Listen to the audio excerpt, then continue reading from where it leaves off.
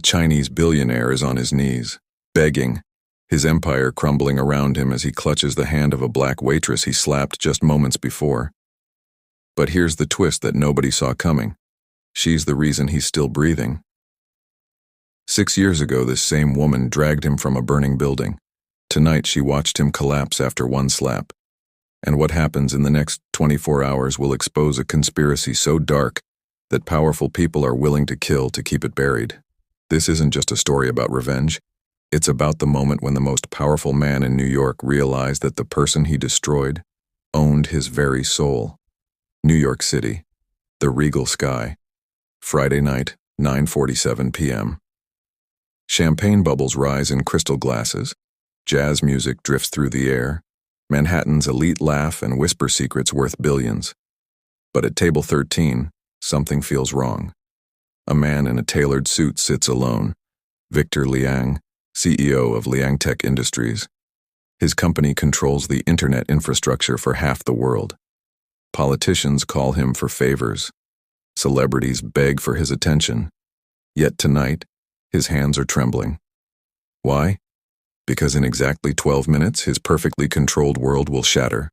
One slap, one collapse, one impossible revelation that will change everything. Across the restaurant, Alana Brooks adjusts her black uniform and takes a deep breath. 24 years old, works 3 jobs, sends money to her diabetic mother in Brooklyn and her brother Marcus at college in Atlanta. She doesn't belong in this world of velvet curtains and golden spoons, but she needs the money, so she smiles and serves people who look through her like she's invisible. Tonight, she's about to become the most important person in Victor Liang's life, and the most dangerous.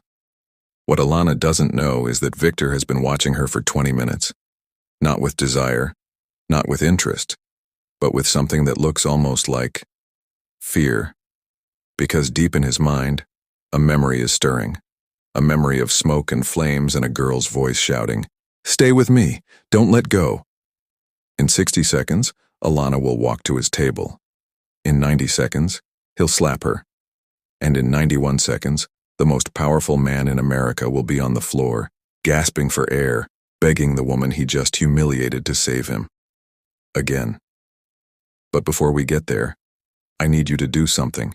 Subscribe right now, because what you're about to witness will leave you speechless. Comment below and tell me where you're watching from, and rate this story from 1 to 10 at the end. Trust me, you've never heard a story like this. Because the slap, that's just the beginning. The real story starts when Victor whispers 6 words that change everything. "You saved my life in Chicago." Let me tell you about Alana Brooks. Because understanding her is understanding why what happens next will break your heart. Every morning at 5 a.m., she's at Murphy's Diner in Brooklyn, serving coffee to construction workers and cab drivers. Tips barely cover her subway card. But she smiles anyway, because her mama taught her one rule that saved her life. Never let them see you break, baby girl. The moment they see you break, you become their victim. Her mother, Patricia, used to be a nurse at Kings County Hospital. 30 years of saving lives until diabetes stole her strength. Now she sits by the window, insulin shots marking time like a cruel clock. The medical bills pile up like autumn leaves, $847 this month, $1,200 the next. Then there's Marcus, 20 years old, freshman at Morehouse College, first Brooks to ever step foot on a college campus. His acceptance letter still hangs on their refrigerator, wrinkled from Patricia's tears of joy. His tuition? $15,000 a semester. Money they don't have. So Alana works. Murphy's Diner, the corner grocery store on weekends, and 3 nights a week she puts on that black uniform and enters a world where champagne costs more than her mother's monthly medication. The regal sky, where Manhattan's elite feast on lobster while she survives on hope. She's walking toward table 13 now, silver tray balanced perfectly despite her exhaustion. Designer handbags worth more than her yearly rent surround her. Conversations about vacation homes in the Hamptons float past her ears. But Alana holds her head high. Because survival isn't just about money. It's about keeping your soul intact while the world tries to crush it. She has no idea that in 30 seconds both will be tested. Victor Liang built his first million by age 25, his second billion by 30. Liang Tech Industries doesn't just dominate the tech world, it reshapes it. Cloud servers, artificial intelligence, global communications. Half the world's internet traffic flows through his infrastructure. Presidents call him for advice. Tech giants fear his next move. Fortune magazine called him the emperor of the digital age. But tonight, Victor's empire feels like sand slipping through his fingers. 3 days ago, Dallas. The deal that was supposed to cement his legacy crumbled in a boardroom that smelled of expensive leather and broken dreams. Senator Harrison Webb, a man with dead eyes and a smile like a blade, had made promises. Infrastructure contracts worth $20 billion. Government backing for Liang Tech's expansion into South America. All lies. The contracts went to Webb's cronies. The expansion permits disappeared into bureaucratic hell. And Victor? He discovered that being rich doesn't make you untouchable. It just makes you a bigger target. When Victor Liang gets angry, he doesn't yell. He doesn't throw things. He gets cold, calculating. He finds someone weaker and reminds himself that he still has power over something. Tonight, his empire is bleeding. His board is questioning his judgment. Investors are whispering about replacing him. He needs to feel powerful again. His eyes scan the restaurant, searching for a target. Someone who can't fight back. Someone who depends on his generosity to survive. And then he sees her. The black waitress approaching his table. Young, working class, powerless, perfect. Victor has no idea that this same woman once carried him through smoke and flames to safety. Has no clue that she's about to save his life a second time. All he knows is that she's about to pay for Senator Webb's betrayal. Alana Brooks is walking straight into his storm. "Good evening, sir." Alana's voice is steady, professional. She balances the tray of sparkling wine with practiced ease, her smile genuine despite the exhaustion behind her eyes. "Would you like to hear about our specials tonight?" Victor doesn't look up from his phone. Stock prices flash across the screen. His stock prices, falling like autumn leaves, 23 billion down to 18 in 3 days. "You're late," he snaps, still not meeting her gaze.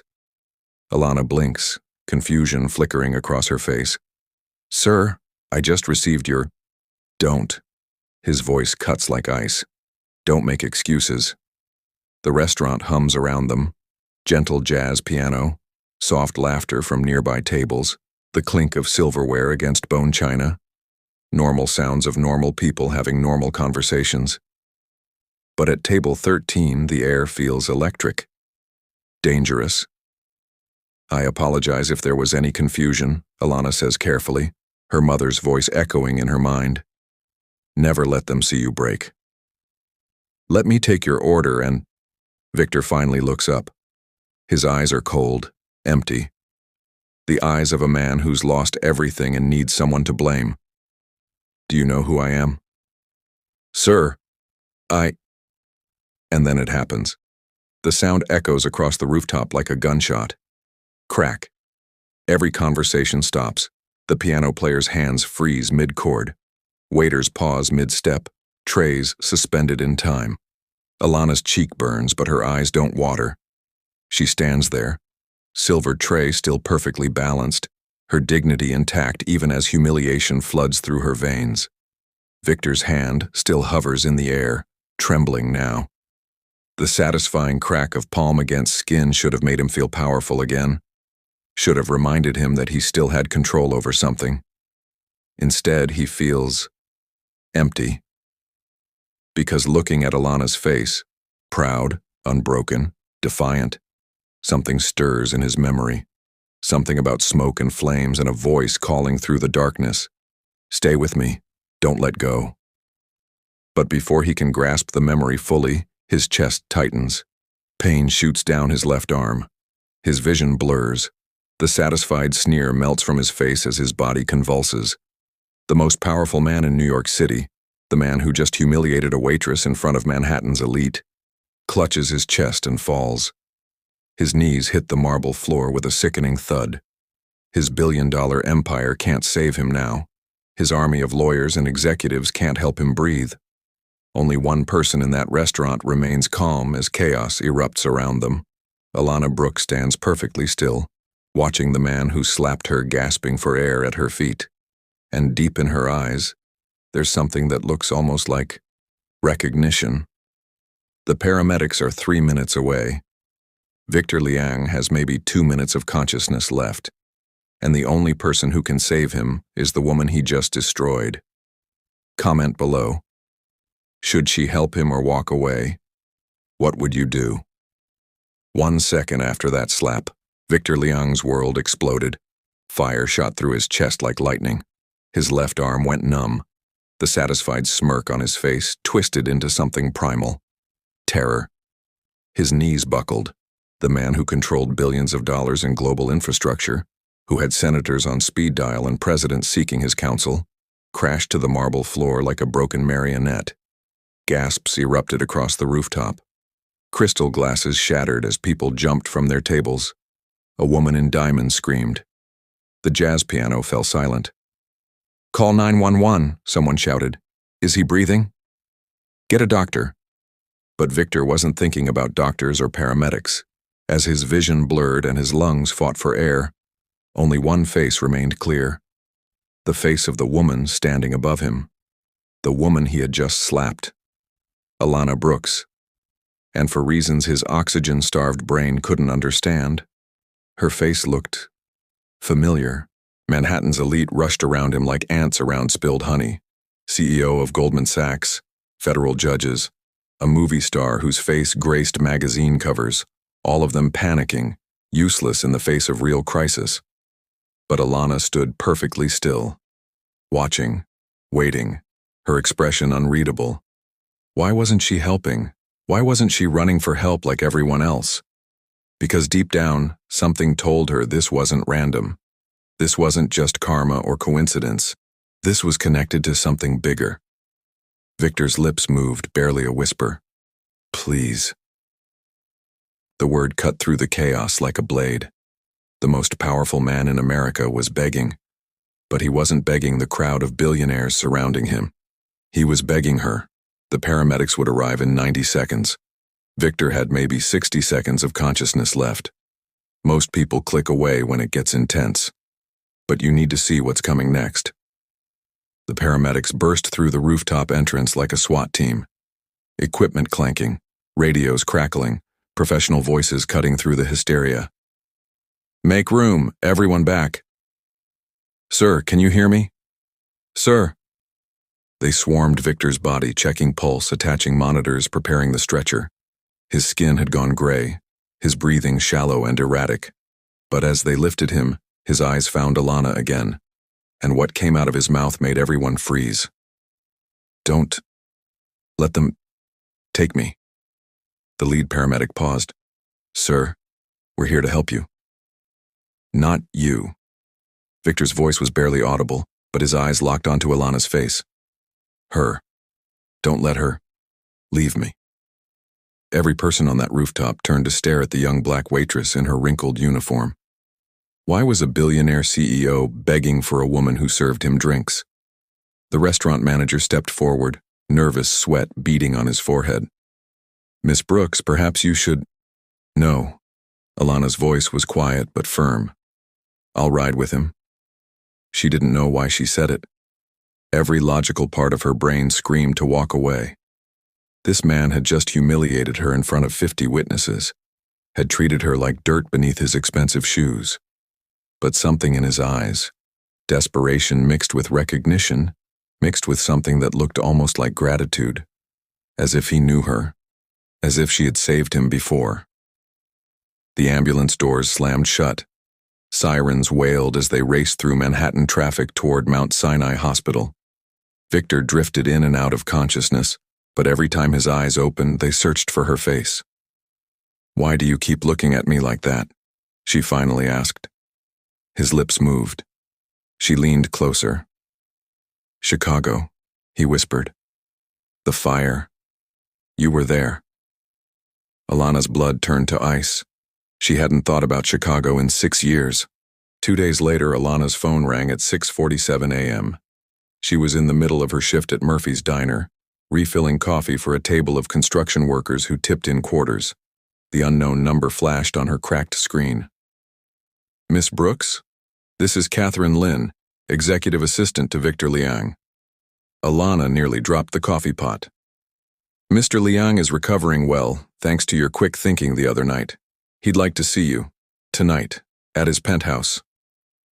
"I don't think that's—" "The address is 432 Park Avenue, 52nd floor. 8 o'clock. The doorman will expect you." The line went dead. Alana stared at her phone, heart hammering. She wanted to pretend the call never happened, wanted to delete the number and forget about Victor Liang and his strange words in the ambulance. But she couldn't, because Chicago had been the worst night of her life, and if Victor Liang was somehow connected to that night, she needed to know how. At 7:55 p.m., she stood in the marble lobby of one of Manhattan's most expensive residential towers.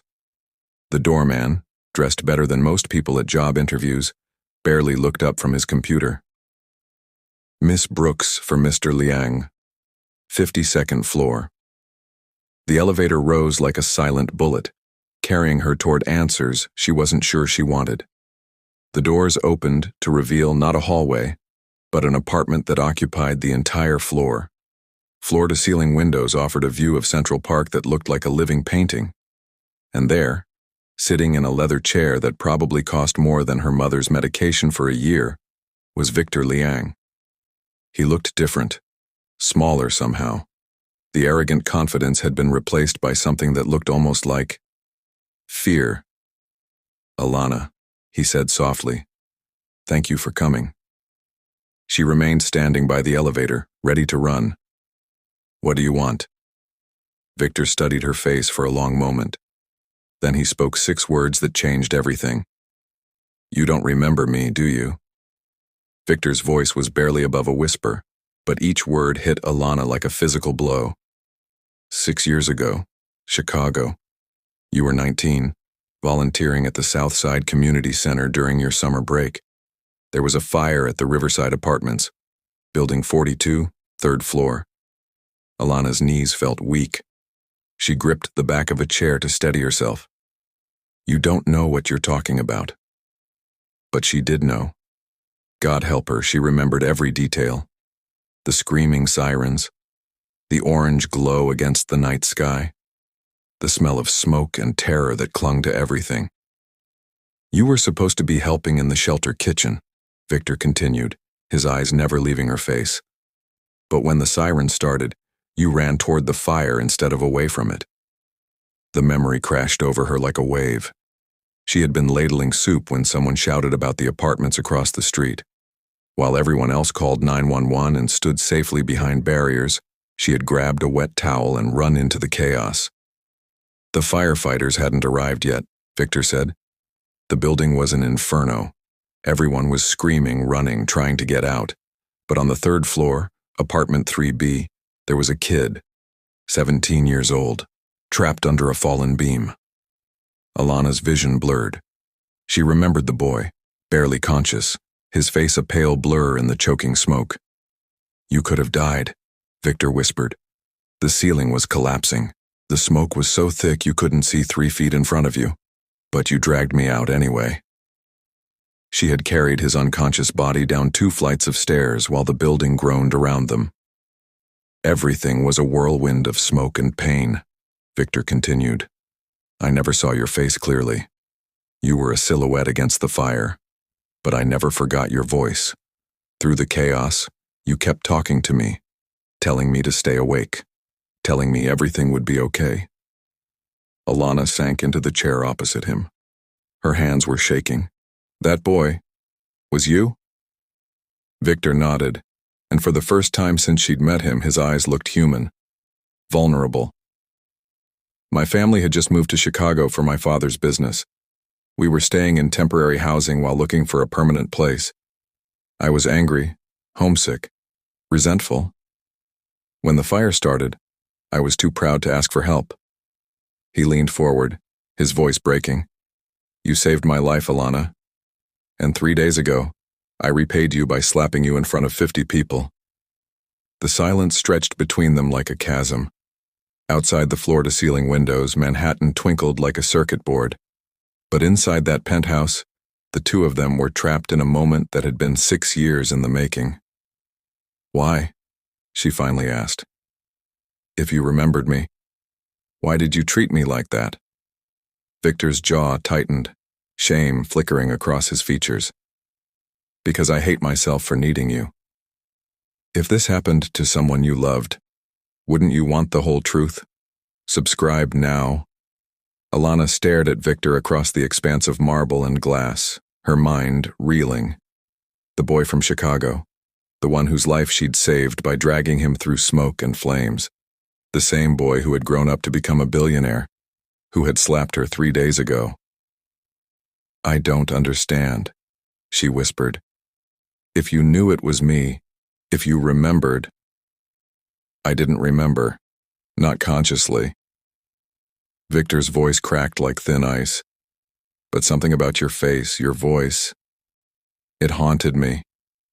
Every board meeting, every business deal, I'd catch myself thinking about that night. About the girl who risked everything for a stranger." He stood up, pacing to the window that overlooked Central Park. His reflection ghosted against the glass, powerful silhouette against the city lights, but his shoulders sagged with the weight of shame.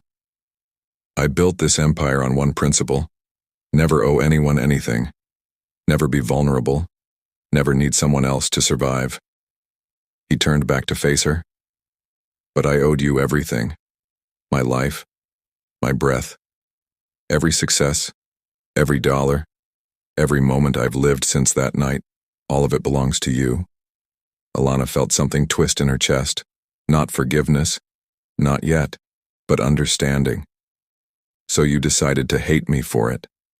I decided to forget you existed." His laugh was bitter, self-loathing.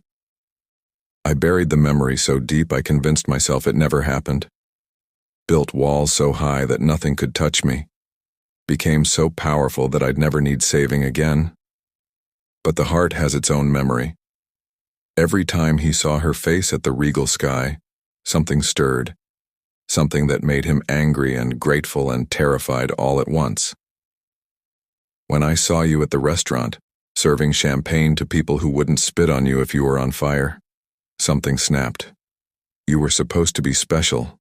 You were supposed to be more than this." Alana stood up, anger flashing in her eyes. "More than what? A waitress?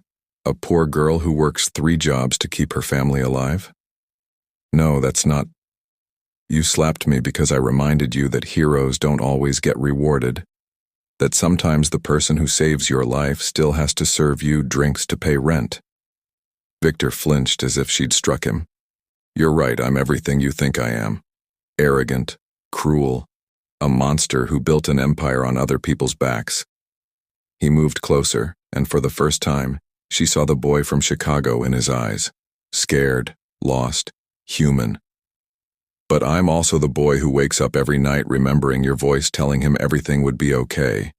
The boy who became successful because someone once showed him that strangers could be angels." The silence between them stretched thin and dangerous. Outside, Manhattan hummed its electric lullaby. Inside, 2 people who had saved each other and destroyed each other stood on the edge of something neither could name. Alana felt her resolve wavering. This wasn't the untouchable billionaire from the restaurant. This was a broken man who had spent 6 years running from a debt he could never repay. But he had still slapped her, had still humiliated her in front of 50 people. "What do you want from me, Victor?" He looked at her for a long moment, and when he spoke, his voice was barely audible. "Forgiveness." Alana didn't answer his plea for forgiveness that night. She just walked out, leaving Victor standing alone in his marble tower with the word hanging in the air like smoke. But Victor Liang didn't know how to take no for an answer. The next morning, she arrived at Murphy's Diner to find a black sedan parked outside.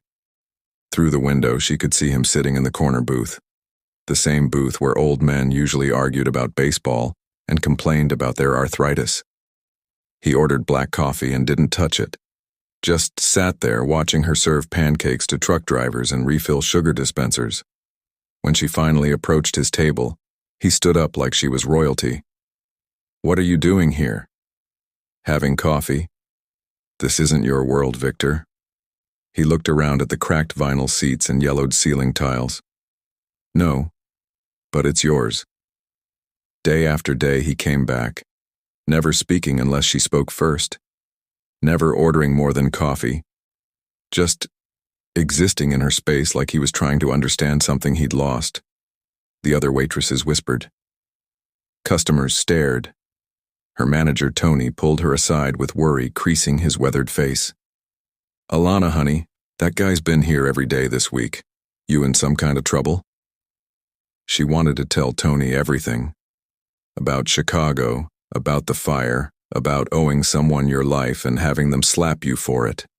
Instead, she just shook her head. He's harmless. But Victor wasn't harmless. He was dangerous in ways she was just beginning to understand. The flowers started arriving at her apartment, not cheap grocery store bouquets, but arrangements that belonged in magazine spreads. White orchids, birds of paradise, roses that looked like they cost more than her monthly utilities. She threw them all away. Then came the envelope.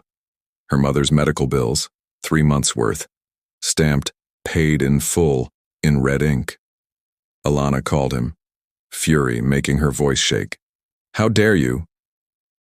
Your mother needs her insulin. Not from you, not like this." She could hear him breathing on the other end of the line, could picture him in that penthouse surrounded by everything money could buy except the one thing he wanted. "I can't take it back, Alana. The debt is paid." "I didn't ask you to." "I know. That's what makes you extraordinary."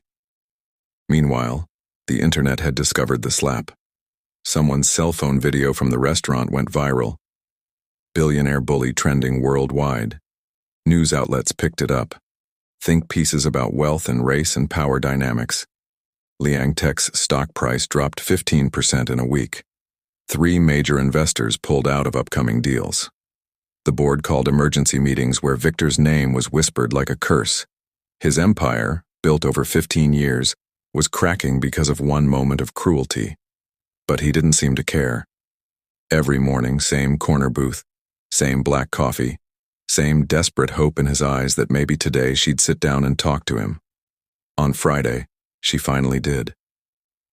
"You're destroying everything you worked for," she said, sliding into the seat across from him. "I know." "For what? Absolution?" Victor studied her face, memorizing every detail like a man about to go blind. "For the chance to be the man you saved instead of the man I became." For 3 weeks, Alana told herself she hated Victor Liang. She hated his expensive suits in her working-class diner, hated how he made the other customers uncomfortable, hated the way he looked at her like she held the answer to every question he'd ever asked. But late at night, lying in her narrow bed in the apartment she shared with her mother, she couldn't shake the memory of his voice breaking when he said, "I hate myself for needing you." That wasn't the voice of the arrogant billionaire who'd slapped her. That was the voice of the 17-year-old boy she'd carried through smoke and flames, lost, grateful, human. She tried to forget the way he stood when she entered the diner, like her presence was something sacred. Tried to ignore how he never complained when kids from the neighborhood stared at his Mercedes parked between rusted pickup trucks. But her traitorous heart kept noticing things, like how he'd learned the names of the other waitresses, how he left $20 tips for coffee that cost $2, how he never once looked at his phone when she was in the room, like she was the only thing in the world worth his attention. "You're falling for him," her mother said one evening, watching Alana stare out their kitchen window toward Manhattan's glittering skyline. "I'm not.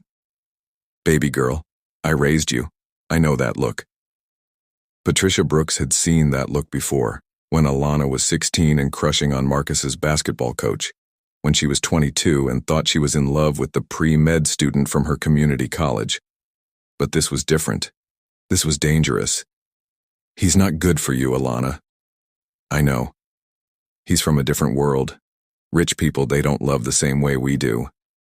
"I know, Mama." But knowing something and feeling it were two different wars.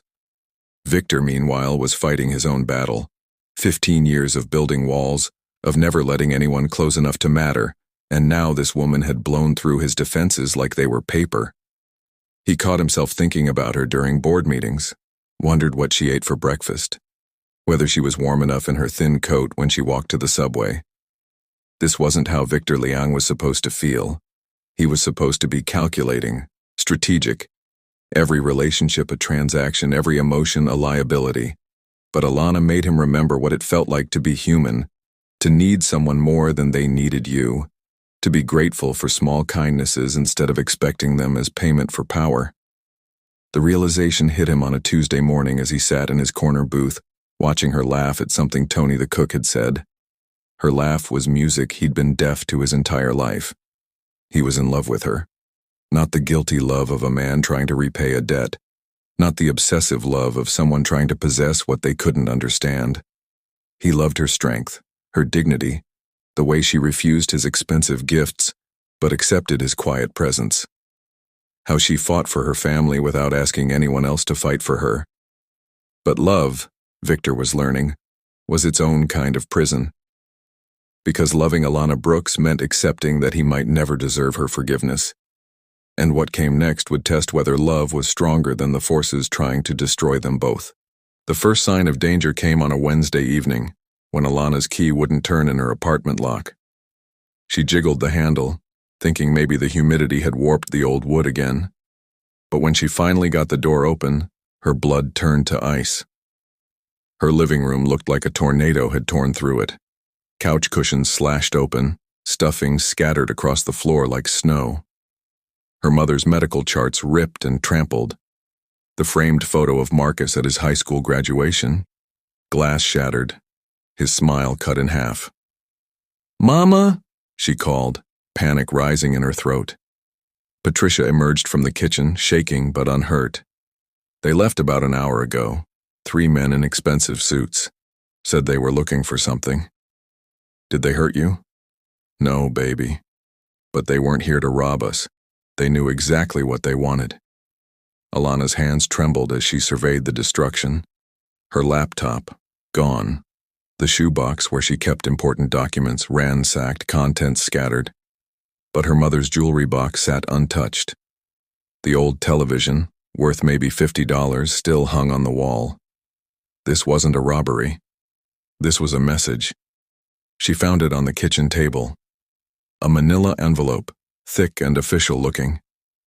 Inside, a single photograph that made her world tilt sideways. Victor Liang shaking hands with a man in a gray suit.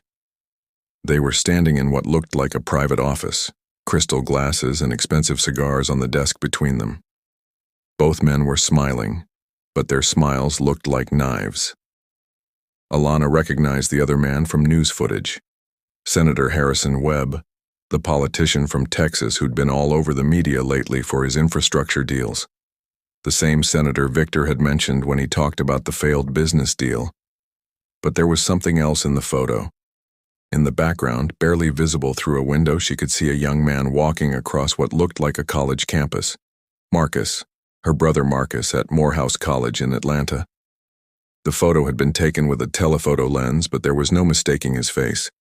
Her phone buzzed. Unknown number. "Did you find our gift?" The voice was smooth, educated, with just a hint of a southern drawl. Senator Webb. "What do you want?" "What I've always wanted, Miss Brooks. Victor Liang's cooperation. Unfortunately, your boyfriend has been unresponsive to previous negotiations." "He's not my boyfriend." "Oh, but he is much more than that, isn't he? The boy you saved. The man who's been haunting your diner for weeks. The billionaire who's destroying his own empire just to earn your forgiveness." Ice ran through her veins.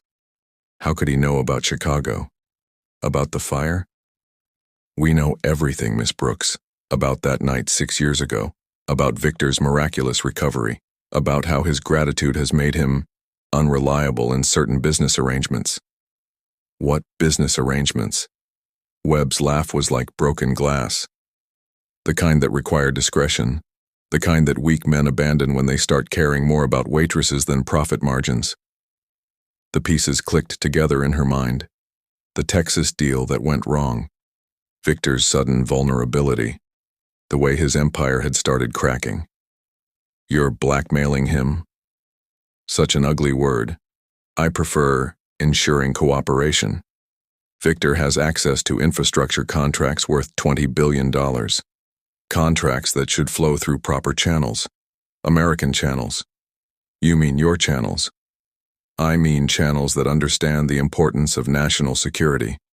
Victor's bleeding heart for certain social causes has made him selective about which projects he supports. Alana thought about Victor's company, his technology, his global reach, about how much power flowed through systems he controlled. But now he's distracted, Webb continued, obsessed with earning forgiveness from a nobody waitress instead of focusing on business. That makes him unreliable. Unreliable partners need motivation. The photo of Marcus flashed in her mind. If you hurt my brother, we won't hurt anyone, Miss Brooks. We're not monsters. We simply want Victor to remember where his priorities should lie. And sometimes the best way to remind a man of his priorities is to remove his distractions. The line went dead. Alana stared at the photo, her hands shaking. She wasn't just caught in a love story anymore. She wasn't just dealing with a guilty billionaire trying to make amends. She was now a target in a billionaire's war, and the enemy had just made their first move. Her family's in danger, and you're about to find out why. Don't let them face this alone. Alana didn't sleep that night. She sat by her mother's bedside, Marcus's college photo clutched in her hands, trying to piece together a puzzle that stretched from Chicago to Texas to Atlanta. At 6 a.m., she called Victor. They know about the fire, she said without preamble. They know about Chicago. They know everything. Silence stretched across the line like a held breath. Where are you? Home. They broke in yesterday. Left a photo of you with Senator Webb and Marcus. She heard him curse in what sounded like Mandarin, then English. Pack a bag, both of you. I'm sending security.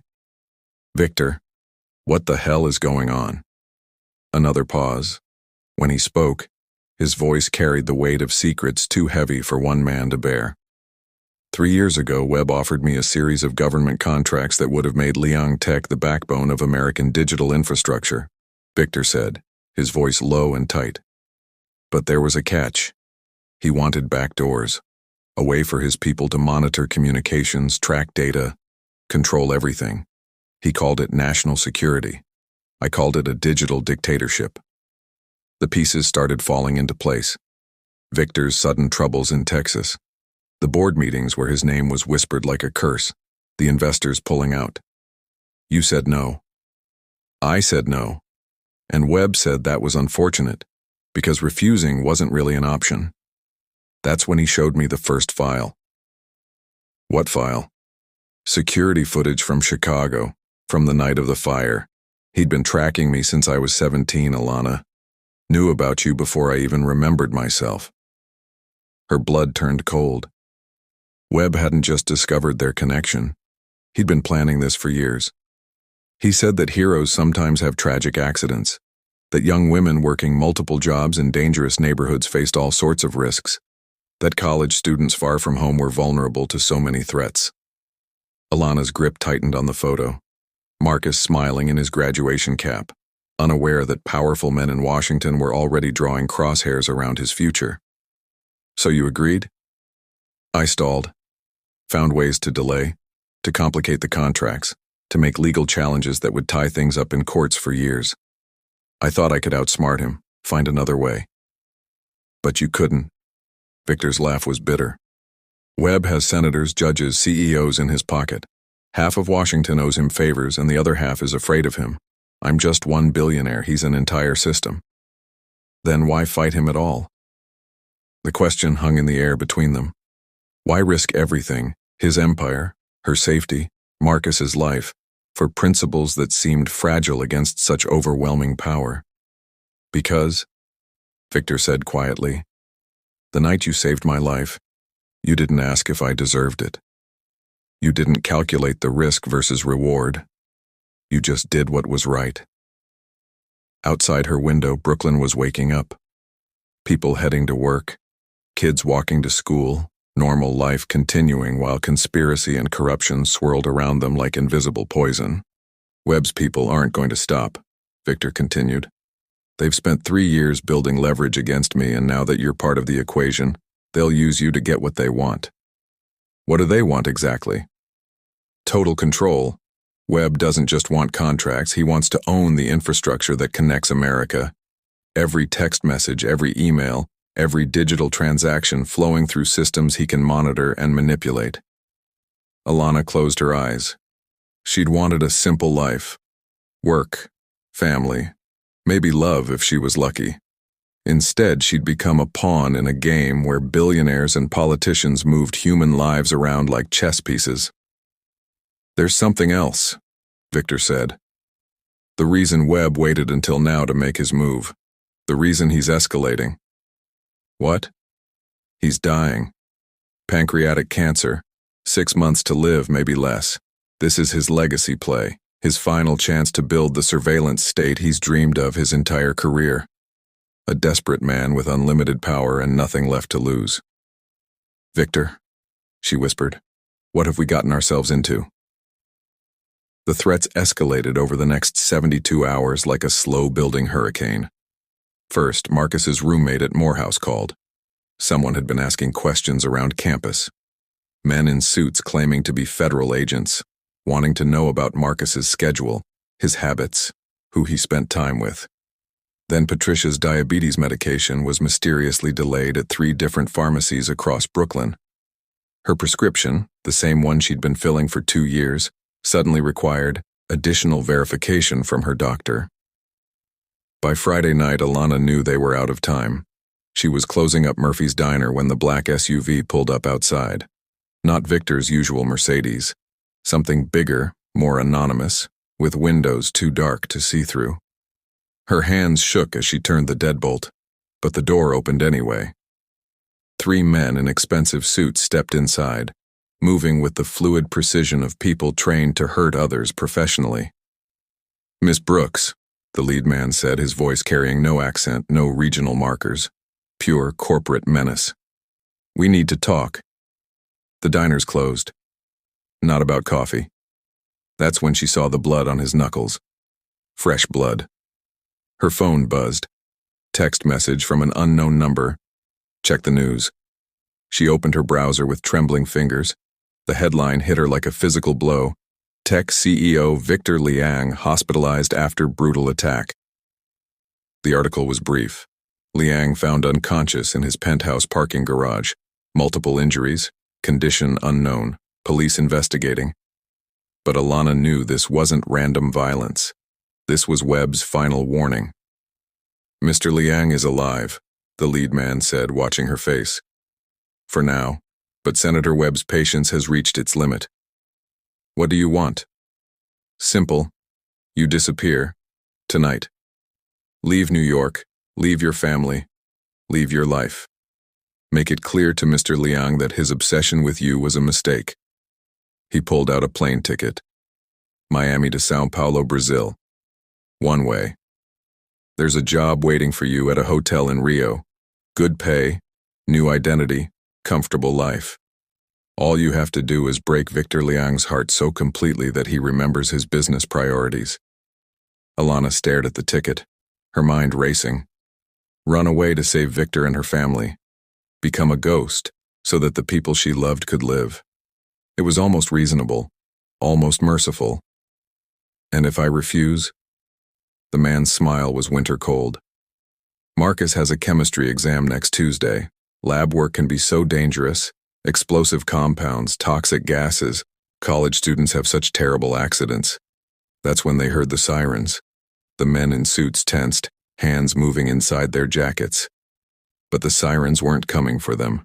They were coming from across town, from the direction of Mount Sinai Hospital. Alana's phone rang. Unknown number, but she recognized the voice immediately. Victor.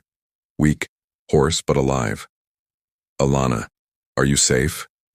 Victor, the news said, don't trust the news. They wanted you to think I was helpless. His voice was getting stronger, and she could hear something dangerous in it. Where are you? The lead man stepped forward, reaching for her phone. That's when the diner's back door exploded inward. Victor Liang stumbled through the wreckage, and he looked nothing like the composed billionaire who used to sit in her corner booth. His expensive suit was torn and bloody. His left arm hung at an odd angle, but his eyes burned with something primal and terrifying. Get away from her. The three men turned, professional killers facing down one injured billionaire. The math should have been simple, but they hadn't counted on desperation. On a man who had nothing left to lose except the woman who'd saved his life twice. On love that had become dangerous. You made a mistake, Victor said, his voice barely above a whisper.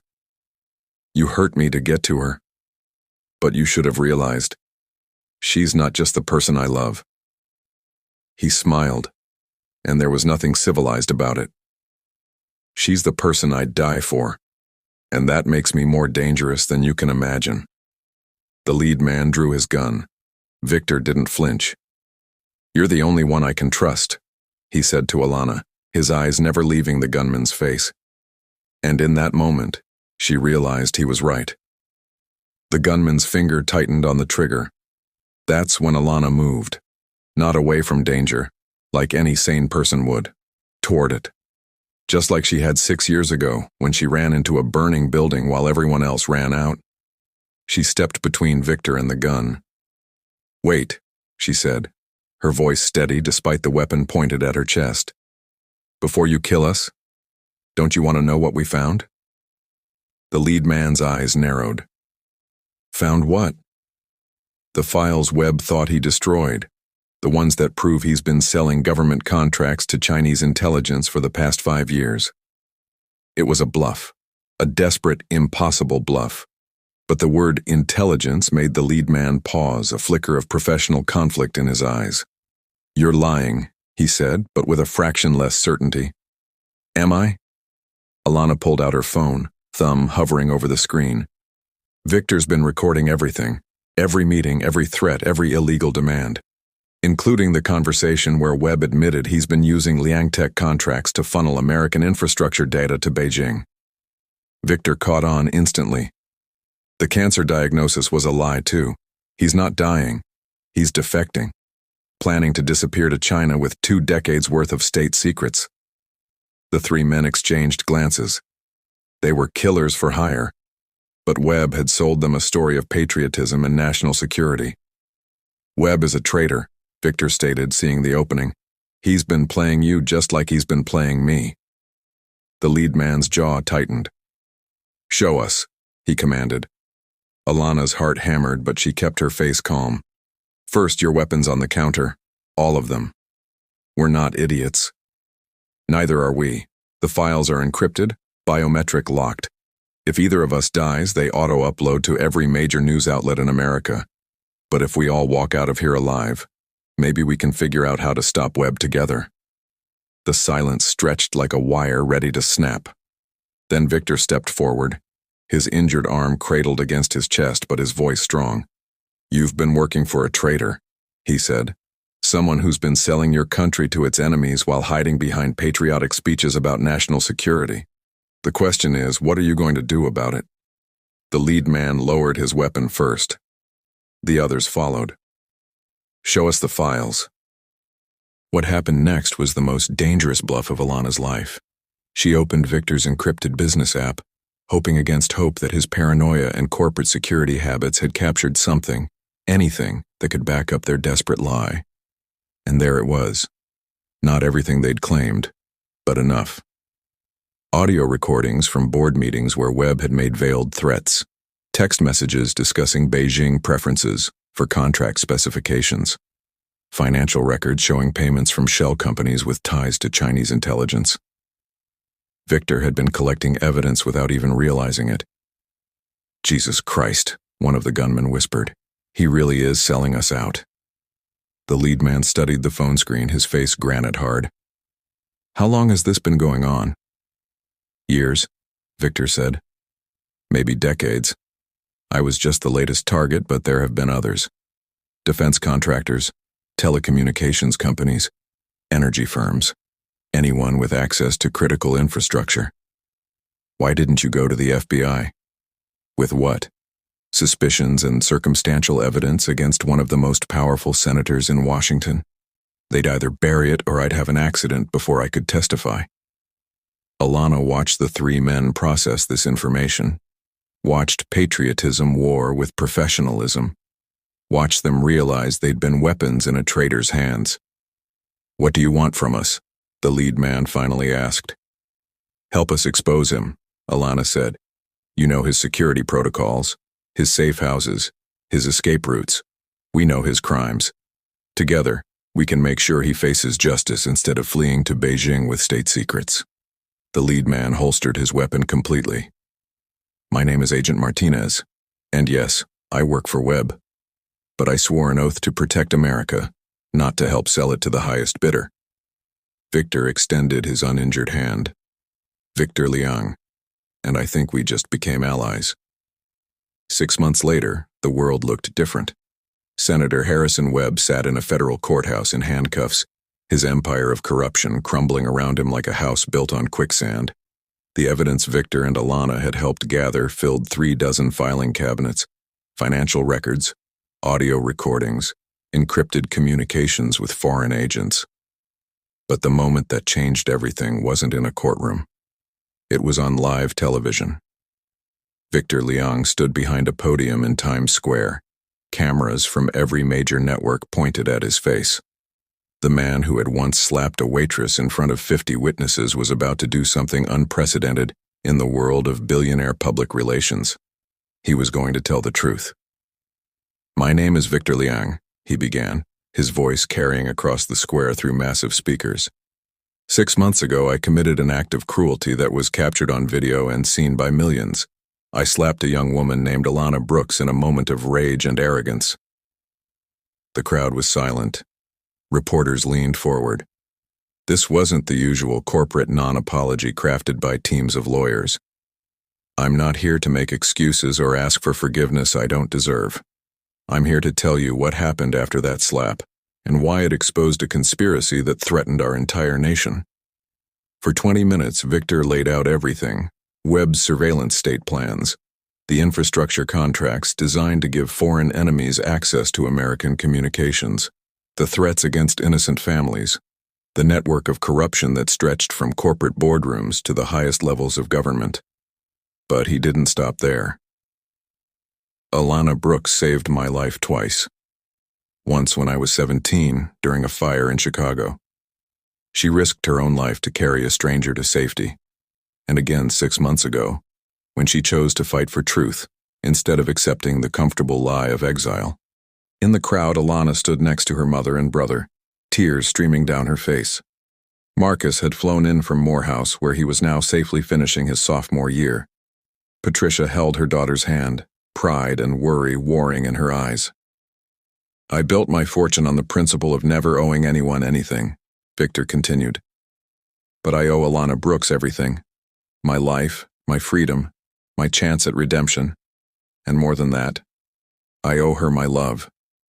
The camera zoomed in as Victor's voice broke. "She showed me that true strength isn't about having power over others.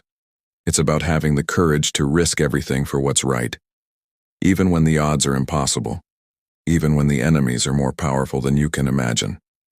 He looked directly into the camera, speaking to one person despite the millions watching. "Alana, I know I don't deserve your forgiveness, but I'm asking anyway. Not as the billionaire who humiliated you, but as the boy you saved who grew up and forgot how to be human. You reminded me. You saved me again." The press conference ended with Victor announcing the dissolution of his personal fortune, $2 billion transferred to a foundation for working families, with Alana Brooks named as its director.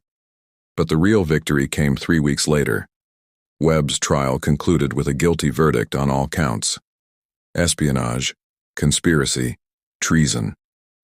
The judge sentenced him to life in federal prison without the possibility of parole. As the gavel fell, Agent Martinez, now reassigned to a counterintelligence task force, nodded to Victor and Alana from across the courtroom. Justice served by unlikely allies who had chosen country over corruption. Outside the courthouse, reporters swarmed them again. "Miss Brooks, how does it feel to see Webb convicted?" Alana stepped to the microphones, her voice steady and strong. "It feels like proof that truth is more powerful than money. That ordinary people can stand up to extraordinary corruption. That heroes aren't born in boardrooms or political offices. They're born when someone decides that doing what's right matters more than staying safe." She looked at Victor, who stood beside her, not as a billionaire seeking redemption, but as a man who had learned that love was the only currency that mattered. "And sometimes," she added, "the people who hurt you the most are the ones who need saving. Justice like this is rare. Make sure you see every story like this by subscribing." 3 weeks after Webb's conviction, Alana found Victor exactly where she expected him. Murphy's diner, corner booth, black coffee growing cold while he stared out the window at Brooklyn's morning rush. But everything else had changed. The internet had split into 2 camps after his public confession. Half the world called him a hero who'd exposed government corruption and sacrificed his fortune for justice. The other half saw him as a guilty billionaire trying to buy redemption with a publicity stunt. The hashtags told the story. Victor Redemption versus Billionaire BS. Alana Strong versus Gold Digger Alert. Victor had expected the backlash. What he hadn't expected was how little it mattered to him now. "You know they're calling you the world's most expensive apology," Alana said, sliding into the seat across from him. He looked up, and she saw something in his eyes she'd never seen before. Peace. $2 billion for a chance to be human again? Sounds like a bargain. She studied his face. Gone was the desperate obsession, the guilty panic, the billionaire arrogance. What remained was simpler, quieter, real. "So what happens now?" she asked. "Now I learn how to live like everyone else. Find an apartment I can actually afford. Get a job that doesn't require exploiting people. Figure out who Victor Liang is when he's not trying to be the most powerful man in the room. And us?" The question hung between them like morning mist. They'd been through war together, faced death together, brought down a corrupt senator together. But they'd never had a normal conversation about normal things like dating or movies or what they wanted for breakfast. Victor reached across the table, his fingers brushing hers. "I love you," he said simply. "Not because I owe you my life. Not because you're some symbol of redemption. I love you because you're brave when I'm a coward, strong when I'm weak, kind when I'm cruel." Alana felt her heart do something complicated in her chest. "I love you because when the world was burning down around us, you stood up and fought. Because you chose truth over safety. Because you saw the boy I used to be underneath all the money and power and reminded me he was still there." She turned her palm up, letting their fingers intertwine. "I love you too," she said. "But I'm scared." "Of what?" "Of this. Of us. Of how complicated everything becomes when a waitress from Brooklyn falls in love with a former billionaire who gave away his fortune to impress her." Victor laughed, and it was the first genuinely happy sound she'd heard from him in months. "I didn't give away my fortune to impress you. I gave it away because keeping it would have made me the same person who slapped you, and that person doesn't deserve your love." Outside the diner window, Brooklyn moved at its own rhythm. Kids walking to school, workers heading to early shifts, normal people living normal lives without surveillance or conspiracy or death threats. "What if we're too broken?" Alana asked. "What if everything we've been through made us too complicated for simple things like happiness?" Victor squeezed her hand. "Then we'll be broken together. We'll figure out how to be complicated together. And maybe, if we're lucky, we'll learn how to be happy together too." They sat in comfortable silence for a moment, drinking coffee and watching the world wake up around them. Two people who had saved each other and destroyed each other and saved each other again. "There's something I need to tell you," Victor said. Alana's stomach tightened. After everything they'd been through, she'd learned that something I need to tell you usually meant trouble. The foundation isn't just about the money, it's about infrastructure. Building communication networks, educational systems, community centers in places like where you grew up. Making sure that power flows up from people like you instead of down from people like I used to be. That sounds incredible. It is. But it's also dangerous. There are other webs out there. Other powerful people who profit from keeping communities powerless. Taking this on means we'll have enemies. Alana looked at the man who had once been untouchable, who had given up everything to choose love over power. Are you asking me to be afraid? I'm asking you to be careful. She leaned across the table and kissed him, soft and sure. I've been careful my whole life, Victor. Careful with money, careful with trust, careful with my heart. And careful never saved anyone from a burning building. When they broke apart, he was smiling. So what do you say? Ready to change the world with a reformed billionaire and a foundation built on love instead of greed? Alana grinned back. Let's do it.